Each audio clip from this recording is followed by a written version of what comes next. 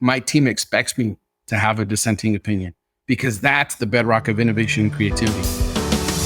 You're listening to the Building a Coaching Culture podcast. If you need to compete and win in the 21st century labor market as an employer of choice, this podcast is for you.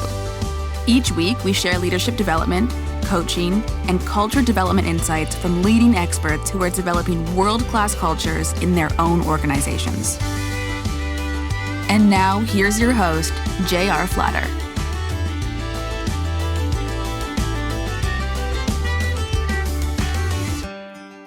Hey, everybody. Welcome back. I'm J.R. Flatter, and I'm the host of Building a Coaching Culture. As always, I'm joined here by Lucas. Hello.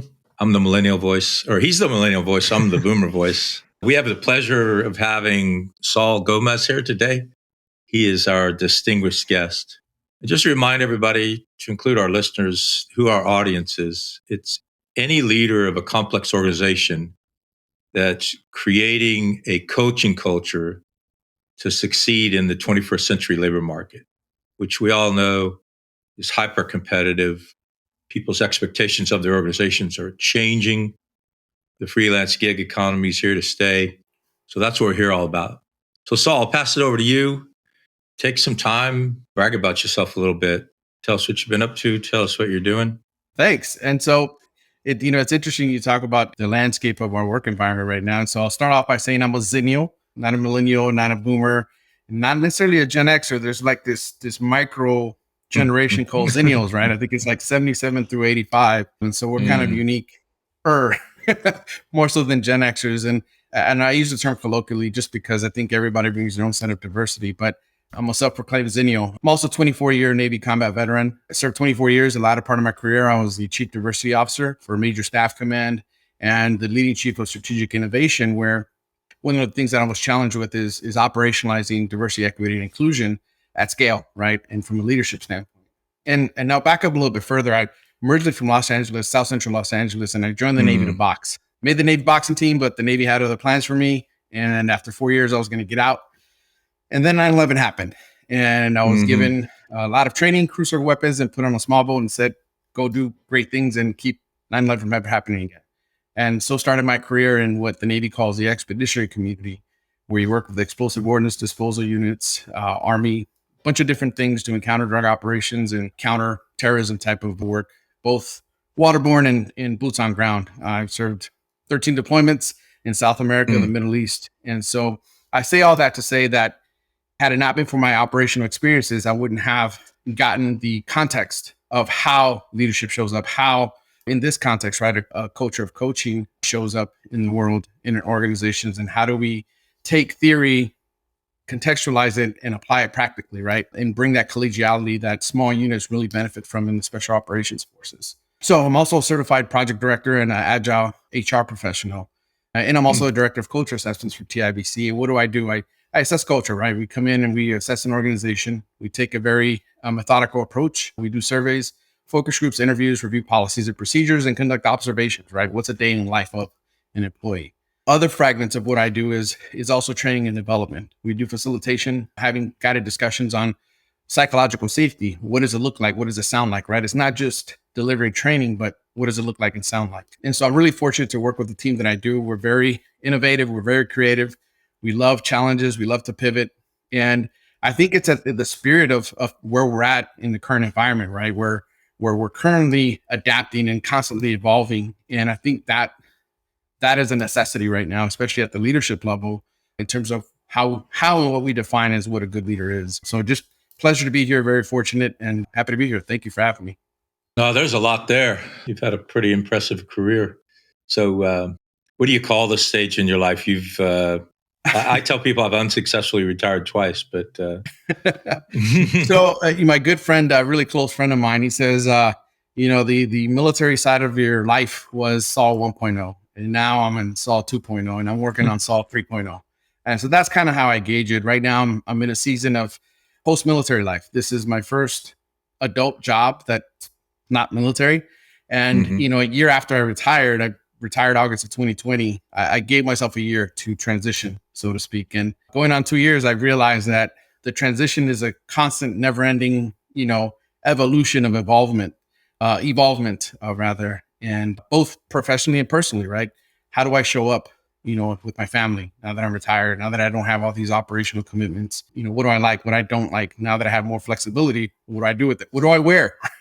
you know, I, I've had to kind of figure out how to dress myself. And so that's been a change. That's been a transition, something I've had to adapt to and show myself a little bit of grace. I think a lot of times we're our own worst critics. And if we don't have the ability to show ourselves grace, then how can we show that to others? How can we give something that we don't necessarily have ourselves? So part of our focus is on transitioning leaders. And you've transitioned much more recently than I have. If you could go back 5 years and look at that, what might you change about your transition? I think I would have been a little bit more selfish. I would have been a little bit more selfish with my time, taking more of an introspective look within myself and really dig into where do I need to improve? How do I set myself up for success? Not just operationally, right? Because in the military, it's as long as you're operational, right? You're either an operator or you're not. And so how do I show up to my family? How do I show up to my peers when we're not deployed, when we're not operational, right?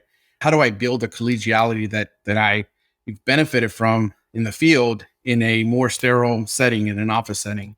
That in itself was a huge challenge for me when I stopped being so operational and focused more on major staff, strategic, that type of environment. It was very different and culture shock. So I would have taken more of an introspective look within myself and shown myself some grace and be a little selfish with my own personal development. Something that really jumped out from when you were given your story at the beginning was how you were like training as a boxer and everything.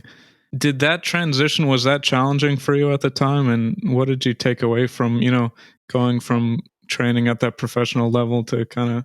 So I boxed, right? That was my sport. I did a lot of boxing and I jumped from foster home to foster homes, and boxing became my passion, became my home, became my, my heart. And short of moving to Mexico and living out of a gym to like got a couple fights and then come back to the US and try to launch a pro career, Navy recruiter said, "Hey, Navy has a boxing team. Why don't you join the Navy boxing team and box for the Navy? They'll pay you. You get benefits. They'll give you places to sleep, food to eat." And I was like, no brainer. Let's do it.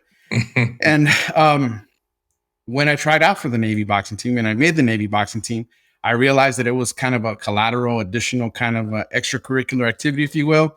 Whereas my primary duty was what the Navy trained me for. And at the time, it was a mechanical engineering on small ships. And it was really deflating. I was really upset. I felt like I was kind of bait and switched and just had a hard time dealing with that.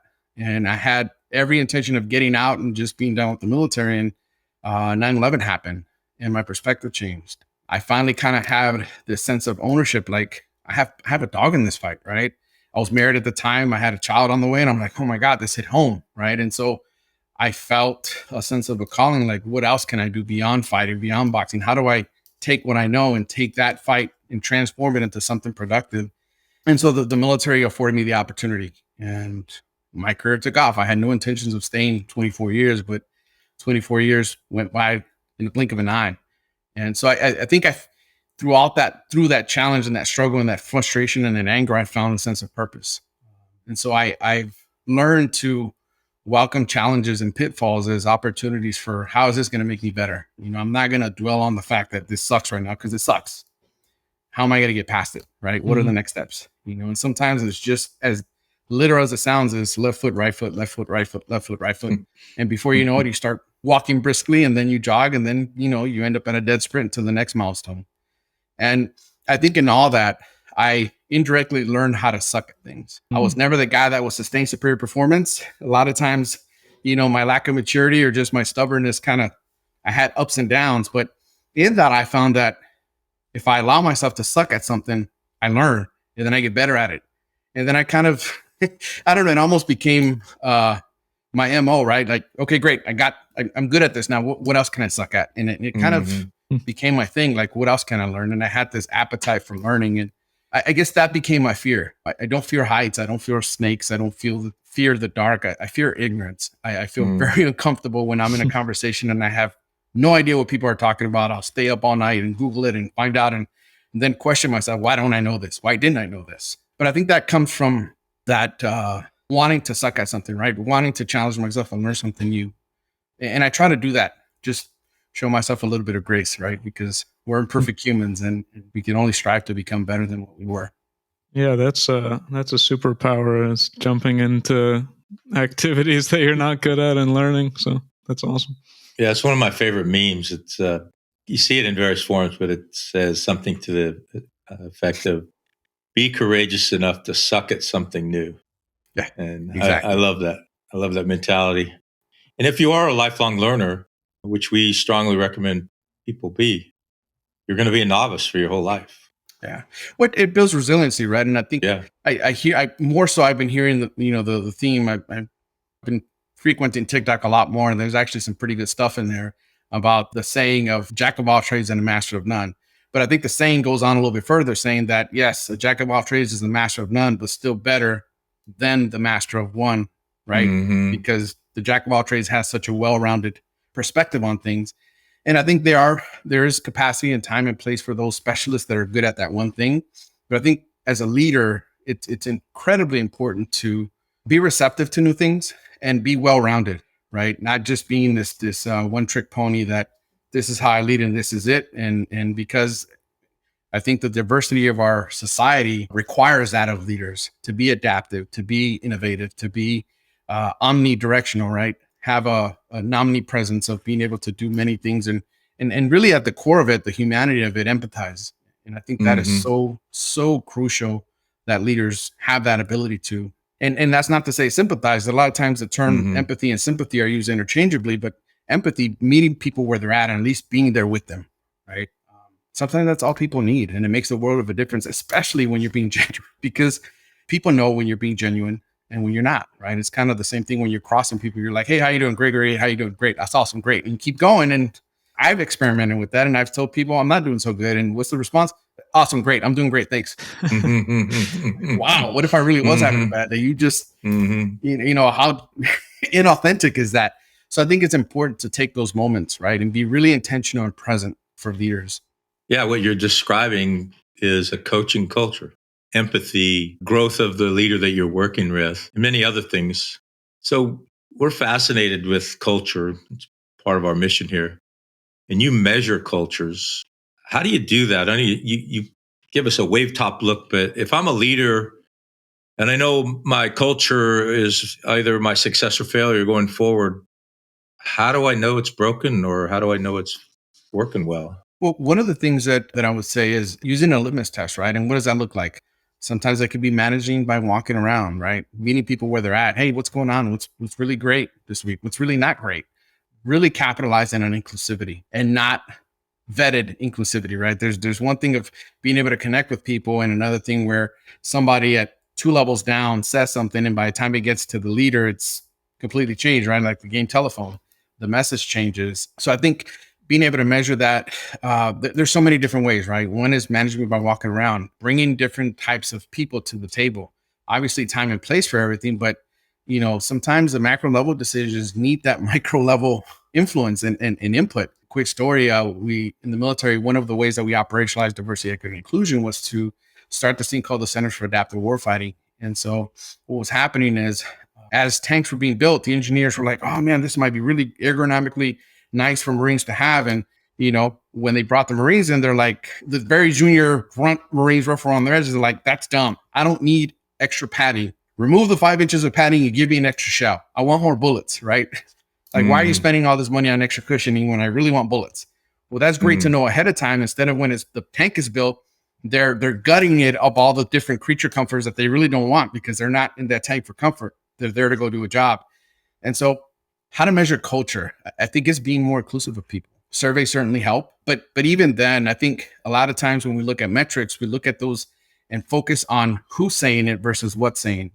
And one of the approaches that we emphasize with clients is when we do surveys, when we do focus groups and interviews and observations, a lot of the questions are like, well, who said it? Or that sounds like this person said it. Well, that's the wrong lens to see it with. And I don't like making absolute terms, but that is absolutely the wrong lens to see it with. Focus on what's being said, right? And then contextualize it.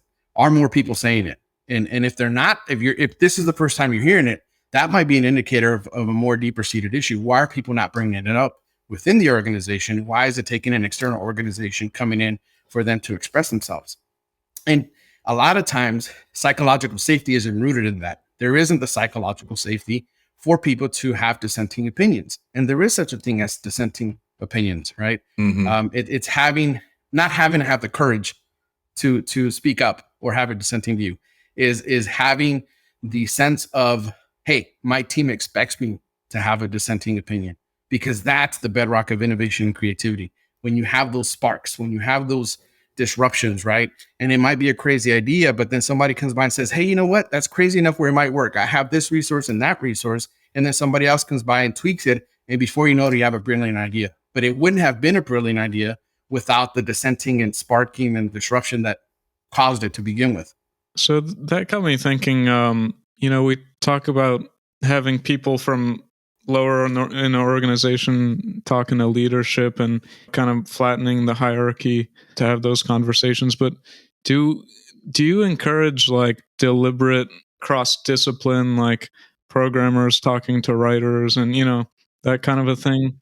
Absolutely. One modality to do that is design thinking, right? Where we bring a very cross-functional approach to things, where we want to bring different people, the IT people speaking with the admin people, right? And finding some level of translation. And I think that the human-centered design thinking process is a really great modality that is very inclusive, very innovative, and it brings everybody's ideas to bear from a very divergent process initially, right? It's throw it all up against the wall and see what sticks, and then get really convergent, right? Let's start narrowing down. Let's start building affinity groups, because then everybody has a buy-in, right? Everybody gets to throw things up against the wall, and then you start converging on some of those ideas, regardless of who brought it up. And then what we find is that it's less important who said it or whose idea was it, and more so about how can this idea and this other idea converge? How can your 80% help my 20% so that we can both get to 100%? And that, I think, is the essence of cross-functional teaming. And really just having, one, the psychological safety and the ability to empathize with one another, knowing that there might be a barrier, a challenge, because you speak IT and I speak HR, right? So we need somebody to come in and help translate that. And so human-centered design is a great modality that's very inclusive, where everybody has a voice. And that served really well in the military, because one of those concepts of those workshops is no uniforms, and everybody's on a first name basis, right? And we all have an equitable share. We all have a voice. So I've heard you mention psychological safety several times. For a layman like Lucas and I, what does that mean to you, and what should it mean to us as leaders? So psychological safety is the ability to speak your mind and express yourself without the worry of having any repercussion or being shamed or shunned or blackballed, or just, hey, you're not like one of us, right? It's knowing that the team expects people to have very different ideas and very different perspectives, and that's welcomed. That's psychological safety. And one would argue that, well, that's trust, right? Well, trust is, me trusting JR, me trusting Lucas, but can I trust Lucas and JR to not judge me because of my dissenting opinions, right? Can Lucas and JR trust me and the team to have these explosive conversations and then still grab a drink afterwards, right? And doing it professionally, right? It's not only just the concept, but what does that sound like? What does that look like? And a lot of times it's very simplistic. And Veronica, my colleague, is ingenious about this. And from a psychological standpoint of how do I approach a conversation that I might not agree with? And we go back and forth without even thinking about it, right? I don't approach situations with questioning people, because it creates a defensive response, right? So rather than to say, hey, JR, why did you do this? And this is crazy. And this is not, very, very aesthetically pleasing, or whatever the case may be. I might approach it differently and say, hey, JR, really curious as to how you came about to this decision. Can you walk me through your thought process? I want to better understand this. It's less defensive and it's more, yeah, let me talk to you through it. Great. That's awesome. Have you considered this as an alternative? In the future, if you try this, you might yield better success or a more efficient way of getting to the same result. And then it's less confrontational, where you feel like you have to defend yourself, and more about having a shared experience and a perspective that you might not have had before. Because I might have a different insight, a different perspective, or a different resource that you might say, hey, Saul, well, I don't have that resource. Can you help me out? Absolutely. Call Jim, call Bob, call Sally, and they'll help you out, right? But we won't know that until we have that conversation.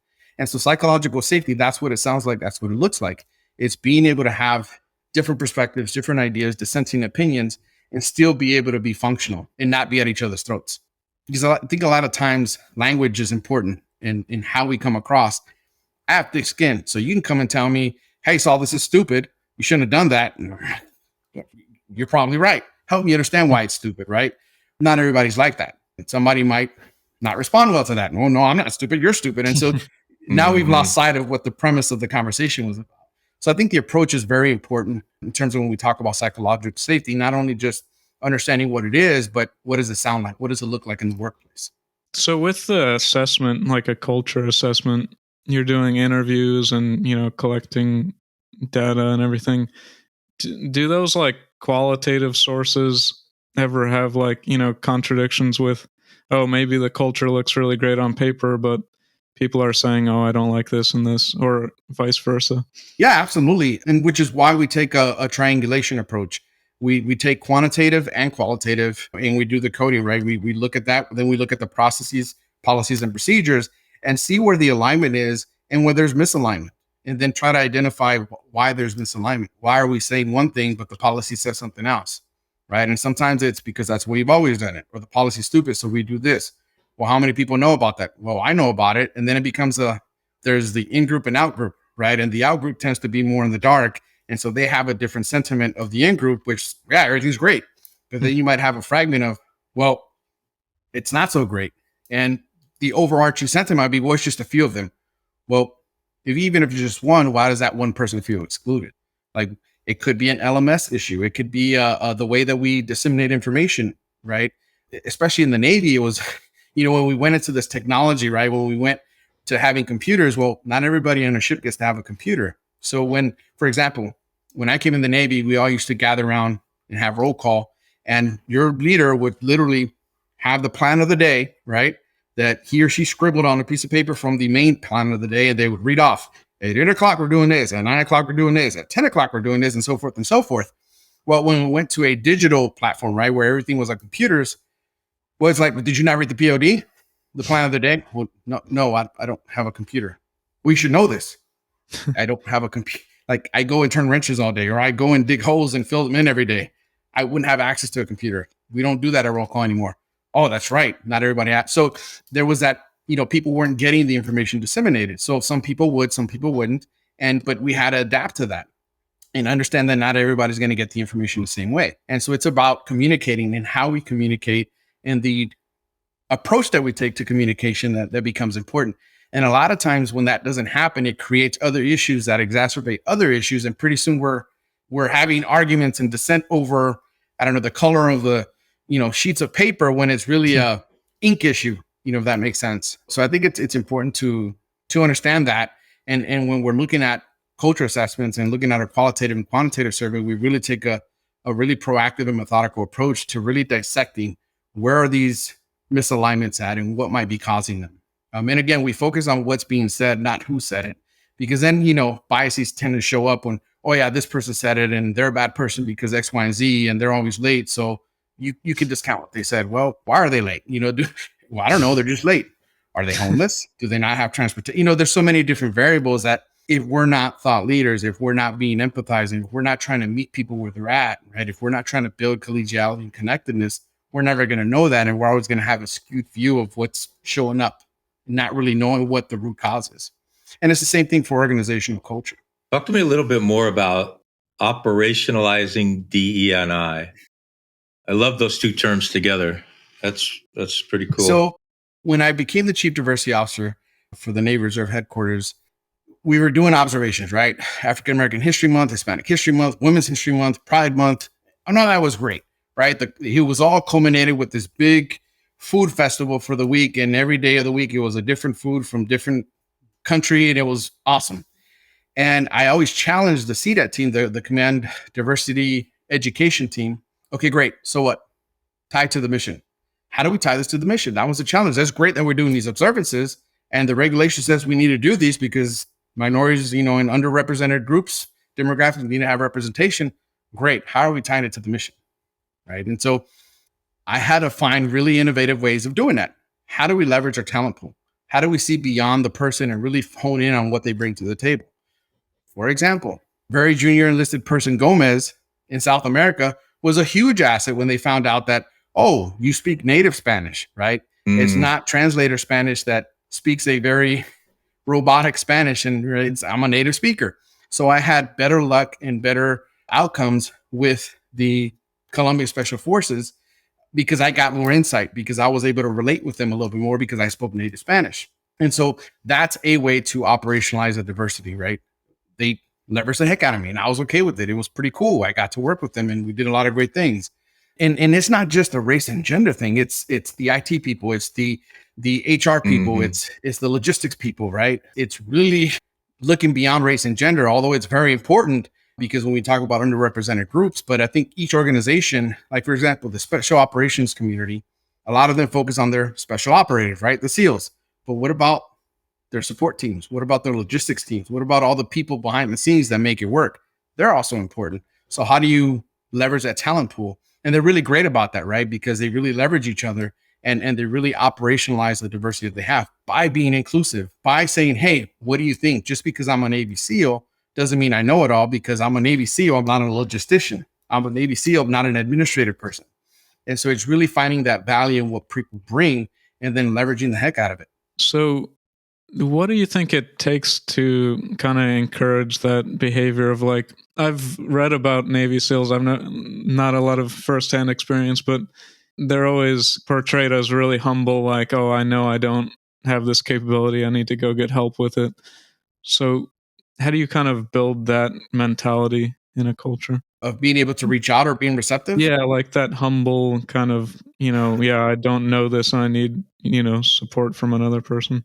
Again, I'll go back to what I said a few moments back, that it's hard to give something that you don't necessarily have within yourself. And so I think coaching is a great way to try to uncover some of that, right? A lot of times, for most of my career, I operated in a very alpha environment. And when I look back, a lot of that bravado, a lot of that alpha, right, that I'm going to puff up and posture up, stems from some insecurity, some level of insecurity, right? This is my strength and that's what I'm going to present and leave me alone, right? But what about everything else? And so sometimes it's what I consider, what I call C moments, right? SEE, a significant emotional event that just, you get a humble helping of humble pie. And hopefully that's not the case, but it's being receptive. We have to, I think as individuals, leader or not, be willing to be receptive to feedback, be receptive to the notion that we're not as great as we might think we are. Sure, we have a lot of things to offer, but we suck at something, right? Because we can't be great at everything. Otherwise, we'd be superhumans. I suck at running track, but I can run long distance. I'm just never going to be that 100-meter sprinter, but I can get better at it. But I need to be receptive, right, to that. And I think coaching is a great way. If we look at coaching as a way to not only improve our leadership capabilities, but just as a person, right? How does a human tie into the leader or the role of the leader and really get to the humanity of it? Because I think in that process, we can uncover a lot of our own insecurities where we focus more on our strengths and don't always give enough attention to the things that need improvement. Yeah, I didn't know that you were going to say coaching, but that was perfect. Well, I say that because, especially in the military, mentorship and coaching are terms that are used very interchangeably, and it's something that I try to advocate a lot for. That is very different. A mentor and a coach are two very different things and two very different roles. I think coaching is very powerful in that the person's finding it for within themselves, right? A mentor, yeah, I needed a lot of mentors growing up in the military and kind of helped me along the way.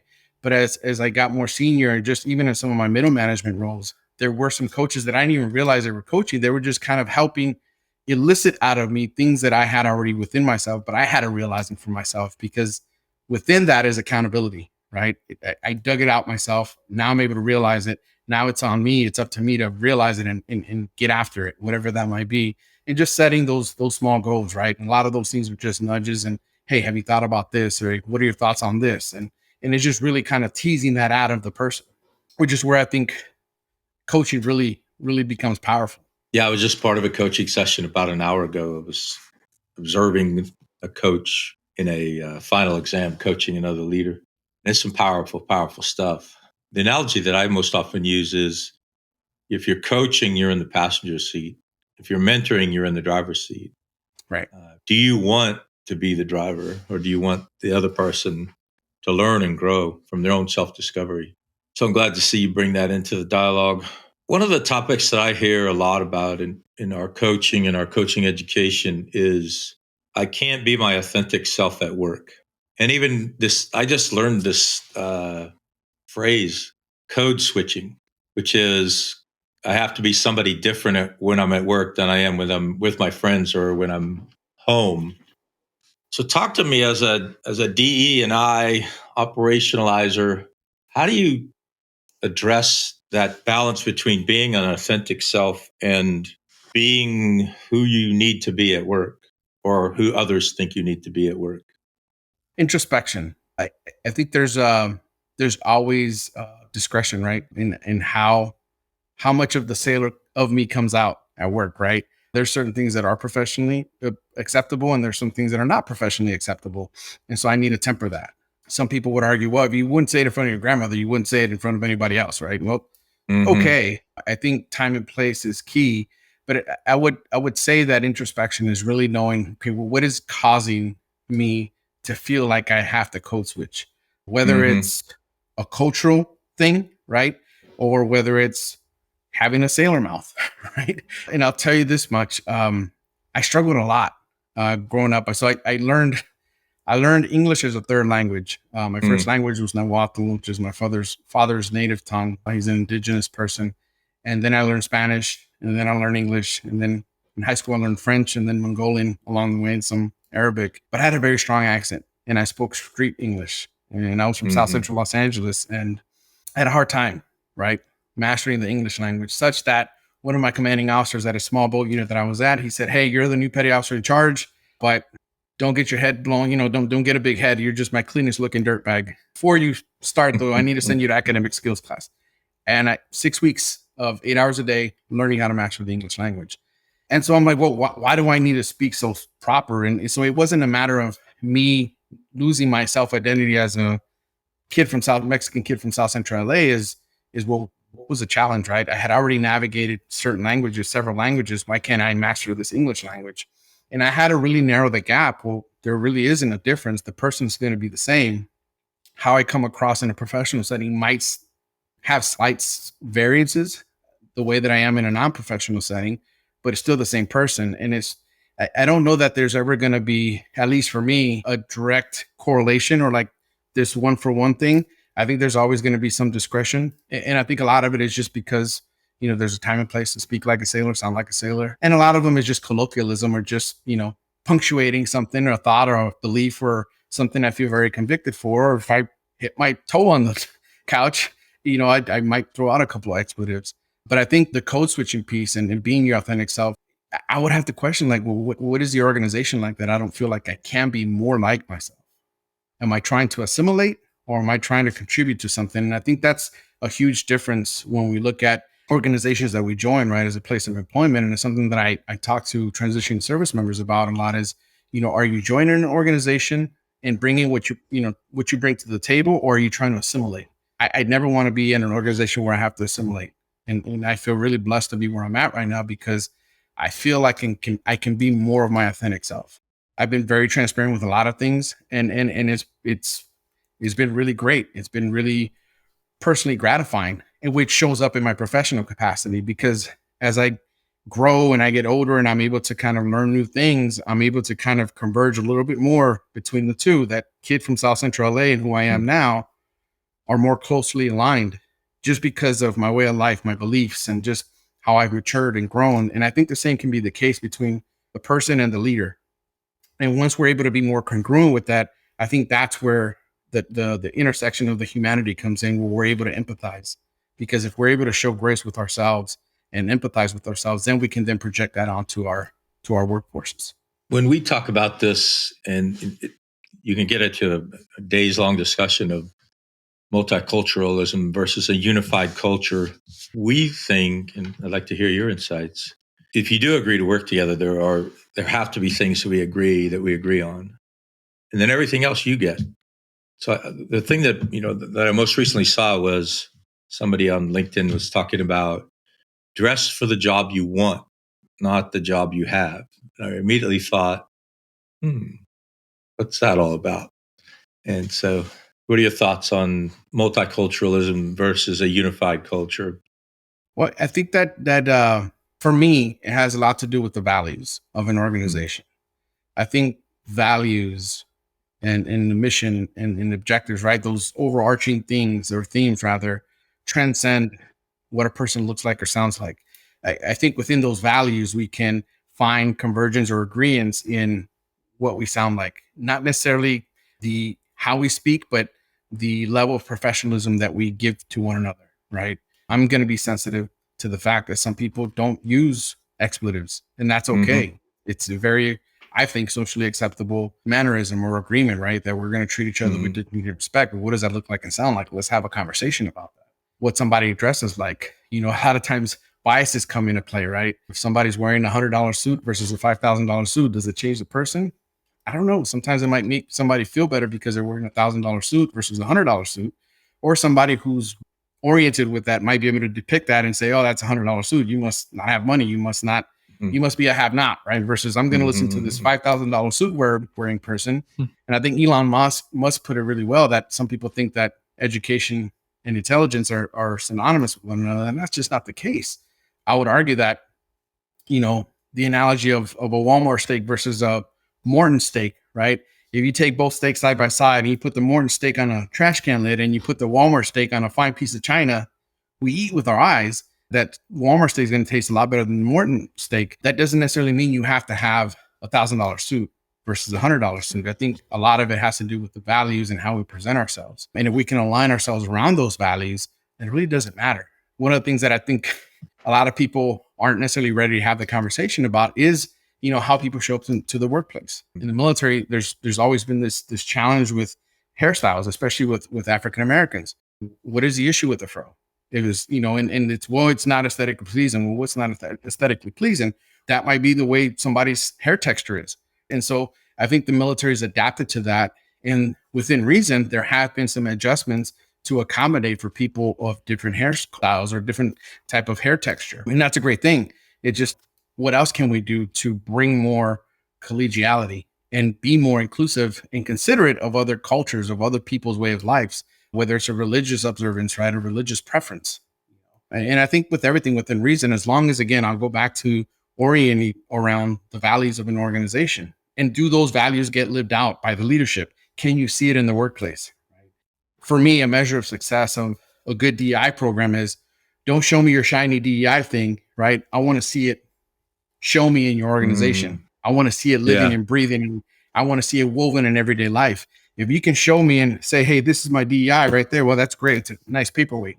It needs to be woven into it, right? It needs to be a manner of modality in how the organization functions. Yeah, it makes me think about, like, your kid is asking you, oh, why do I have to do this? So because I said so. And it's you don't want to come up with a reason right then and there, because, you know, we're going to move on. You know, I said so. So, you know, this is how it goes. So are there situations in a culture where, like, you're like, just to save time, we're going to say, you know, we're not going to individualize this. It's just, it is what it is. And then you move on? Or is that a problem? I think there's a time and place for everything, right? And in layman's terms, right, there's a time to shut up and color. We do what we're told because in the military, people die, right? There's bullets flying. Go do what I told you to do, right?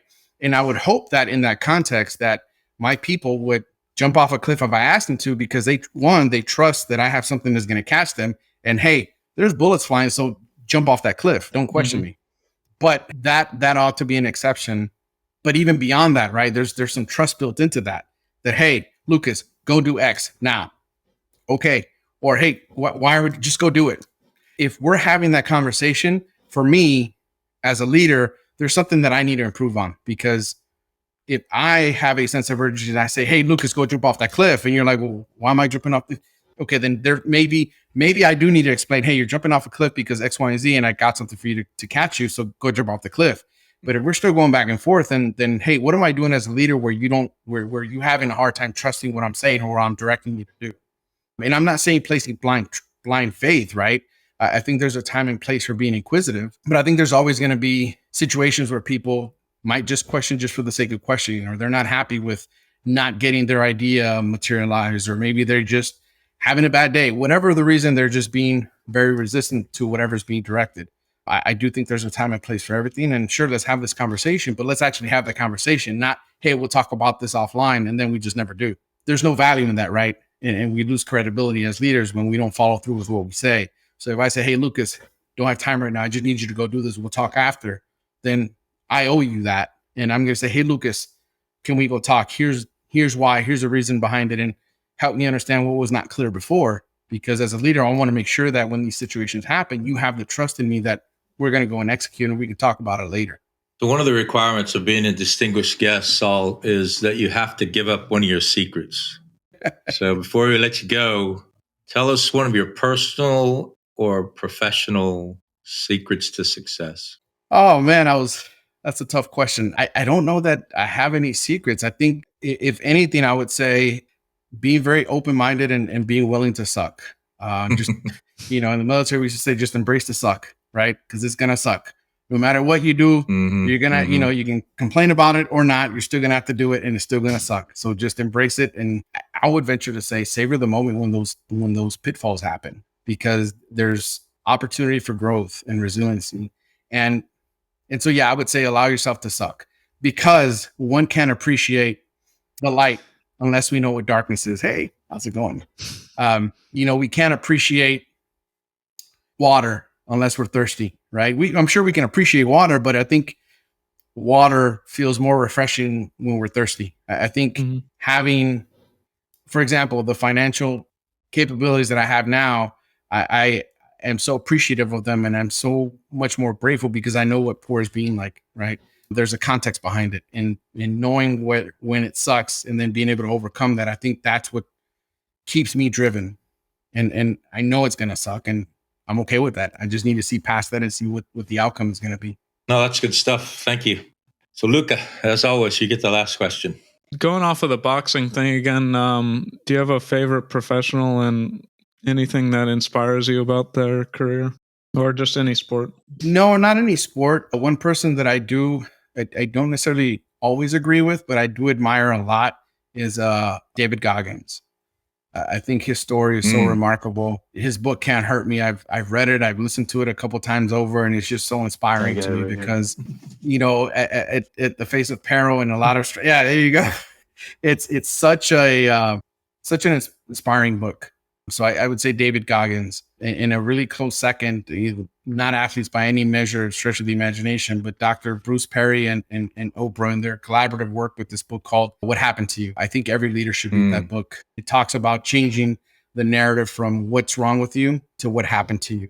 And it really gives way to being able to empathize with people and having that connectedness from a humanity standpoint. And the book really focuses around trauma from a societal standpoint, generational and genetic standpoint, even the science behind it, and really connecting with people and being able to be a better leader within yourself, having that lens and having that ability to see people as humans. Yeah, when you read Goggins' book, you definitely got to get over the F-bomb really quickly. Well, thanks so much for your time. It's been amazing. Awesome. Thank you for having me. Well, that concludes this episode of Building a Coaching Culture. I truly hope that this episode was helpful to you. If it was, be sure to follow us wherever you listen to podcasts. Maybe stop and give us a rating or a review, and share this podcast with someone who might find it helpful as well. Thanks again, and we'll see you next time.